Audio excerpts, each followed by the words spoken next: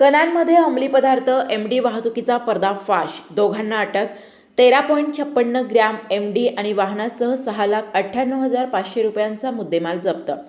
NDPS पथक नागपूर ग्रामीणची कारवाई.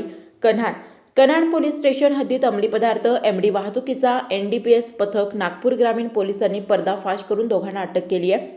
कारवाईत 13.56 ग्रॅम एमडी आणि मारुती सुझुकी सेलेरिओ कंपनीची वाहनाचा एकूण 6,98,500 रुपयांचा मुद्देमाल जप्त करून गुन्हा दाखल करण्यात आला.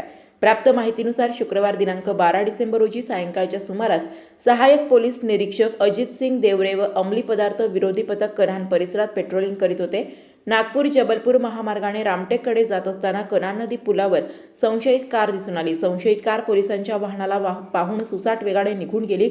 त्यामुळे वाहनात नक्कीच काहीतरी संशयास्पद असल्याचा पथकाला संशय आला. पथकाने वाहनाचा पाठलाग करून शिताफीने बोर्डा टोल प्लाझा कन्हान येथे पकडले. पोलिसांनी वाहनाची आणि आरोपीची झडती घेतली असता झडतीत एमडी मेफेड्रोन पावडर अंमली पदार्थ मिळून आले. पोलिसांनी आरोपी विजय नंदलाल रहांगडाले वय 42 राणा वाठोडा आणि महिला आरोपीला ताब्यात घेतले. आरोपीच्या ताब्यातून 13.56 gram MD Maruti Suzuki Celerio 4 वाहन क्रमांक MH31 6716 आणि रोख रकमेसह एकूण 6,98,500 रुपयांचा मुद्देमाल जप्त करण्यात आला.